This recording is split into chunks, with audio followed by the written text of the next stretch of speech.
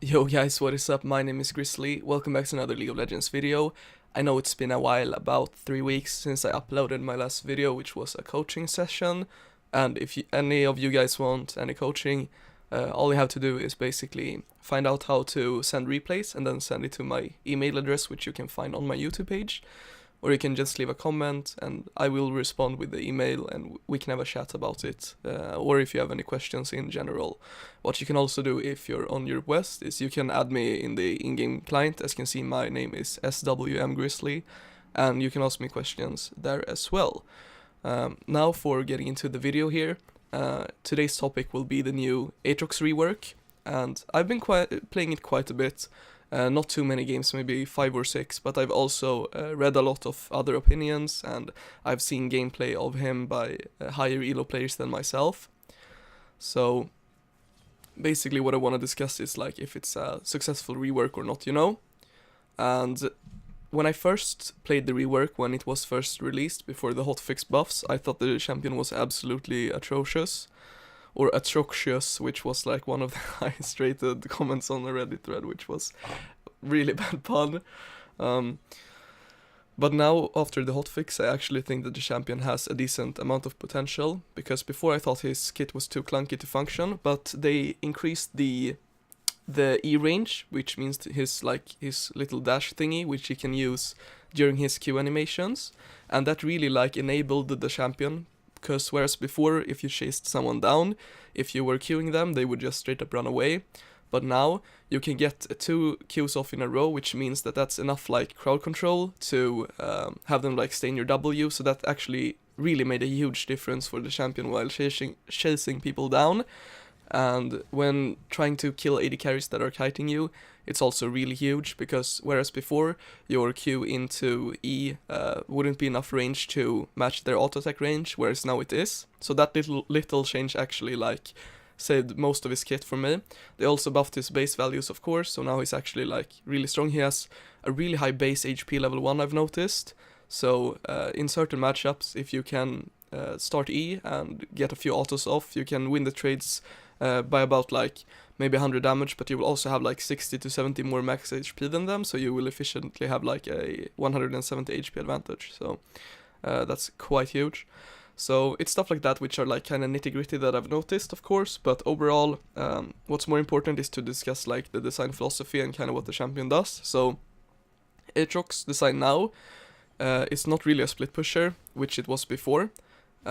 Before he was either really bad or super strong, depending on if he had good items to buy, and right before he was reworked, he had a lot of good items like Ginsu's Rageblade and Titanic Hydra that really enabled the champion, and those items were really expensive, so you really needed to have a good game, otherwise you were complete shit.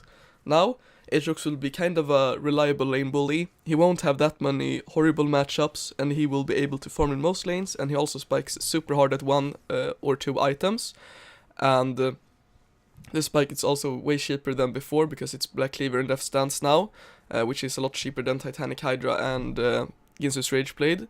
And the build paths are also better in my opinion, and it's overall more solid, but it doesn't have those really high highs, and it doesn't have those really low lows. And as for how the champion functions, it kind of feels like a clunky Riven, I'm not gonna lie. Because what they've done is they basically matched the Riven Q, but instead of it being really fast and having a lot of chain combos, it really does not have that many combos, and instead they deal a lot of damage, but they're a lot slower, and they also have more crowd control in them. But what I think is the worst part about Aatrox's kit is actually his ultimate, because it doesn't really feel like an ability, it just feels okay, I pop this now because I can, and then you kind of get the revive after it, and it gives you some attack speed, some move speed, it's quite a shit ultimate honestly, and it was pointed out on Reddit as well.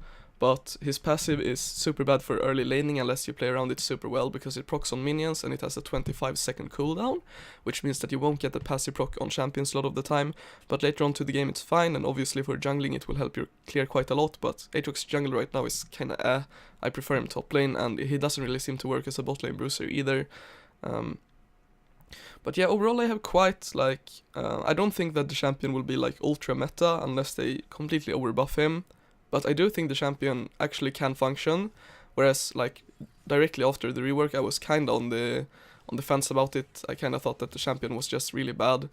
But I actually think that the champion has some decent potential now. And if you get ahead, like his Q just deals so much damage. And I really think that the champion can work extremely well in lower elos. But I think that the champion has some mechanics to him that will make him not the best pick for lower elo. But I think that he can be extremely oppressive. Because I think it's a champion that people will claim to be overpowered when they like chase into him 2v1 when he's ahead, and they just get 1v2 demolished. As you can see in the clip there, I almost 1v2'd them and I didn't even have like my items yet. But it's a champion that if you're good, you can play around quite well, because he's quite predictable in his patterns and what he's doing, and his animations are very, very telegraphed. So if the enemy has any kind of outplay potential with a CC spell or a dash, they can mostly avoid his abilities. The best Aatrox can do is land a W on them, and as they're walking out of it, trying to get a Q on them exactly like when it expires to get a good CC chain off, but that's extremely hard for the Aatrox to do, and it's not only up to himself, it's also up to the enemy to allow that to happen. So overall, I think the champion won't be as good in like Challenger Elo as it will be in like maybe low Platinum, high Gold or something like that.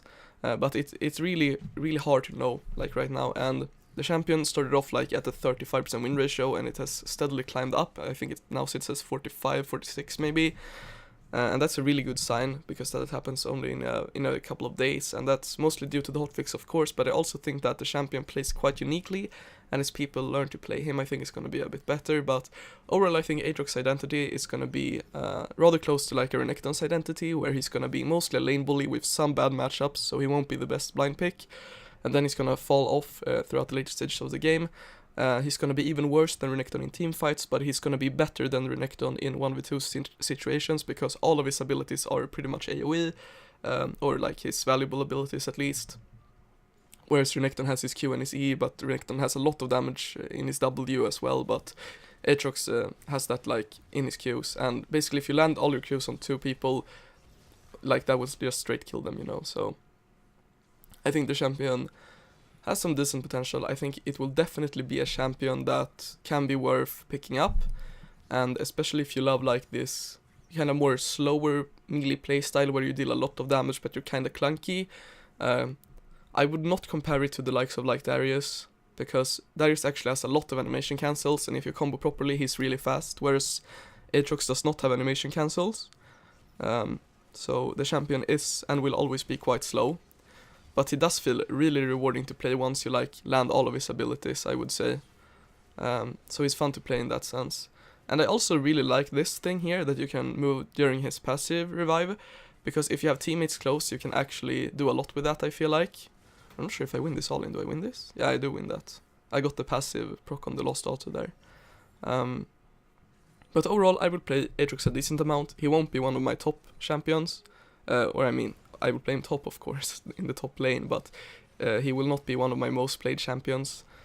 He will be a situational pick for me, and it will be something that I think I will have to develop a bit more, and I also want to see others play him to the limits of the champion, to see what he really can do. It was kind of with like the Gangplank rework. Now that I see Gangplank on screen, I just thought of like, when Gangplank Rework first was like released, he was obviously super strong for everyone that played him, but he didn't really play like at all the same that people realized later on. And obviously it's a more complex champion, but I think that the way people play Aatrox will still like shift a bit from now, so I really want to see what others are doing first. But like my initial impressions are that he will be a situational pick that will scale off in the late game, but he will be a really strong lane bully in some matchups, and he will be really like oppressive in lower elos if he gets ahead, because people won't play around his like kind of slow clunky playstyle, and they will just run into him and die over and over, kind of like Illaoi in side lanes now in lower elo, where people like don't understand they can just walk out and there's nothing she can do.